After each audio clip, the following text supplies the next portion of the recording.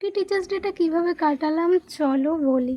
ম্যামের জন্য অনেকক্ষণ ওয়েট করে থাকার পর দেখছিলাম ম্যাম আসেনি, তো আমি একটু চলে গেছিলাম। সামনেই মিও আমর আছে, মিও আমর থেকে একটু বার্গার নিয়ে নিয়েছিলাম। তো বার্গার খাওয়ার পরে ক্লাসে গেলাম, আর ক্লাসে ঢুকতে গিয়ে দেখলাম যে ম্যামও চলে এসেছে। তো আমরা এদিকে একটু বেলুন টেলুন সাজাচ্ছিলাম, আর ওদিকে তো ম্যাম করাচ্ছিল ছোটোদেরকে ক্লাস। আমরা একটু ফাঁকি দিয়েই ফেলেছিলাম আজকে। তো তারপরে আসলো ম্যামের পালা, ম্যামকে একটু ব্যাচ পরিয়ে দেওয়ার পর আমরা তো কেক কাটছিল।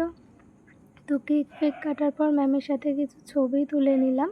ছবি তোলার পর কেক খেলাম, আর কেক খেয়ে তারপরে দেখলাম যে আরেকটা স্টুডেন্টেরও মা কেক বানায়, তিনিও নিয়ে এসেছিলো আরেকটা কেক।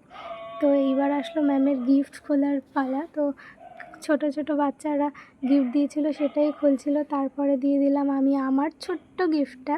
তো ম্যামকে বলছিলাম যে এটা আমার ছোট্ট গিফট। বলছে ছোট্ট বলতে কিছু হয় না, এটা তুই বানিয়েছিস, অনেক সুন্দর হয়েছে, ভালো লাগছে।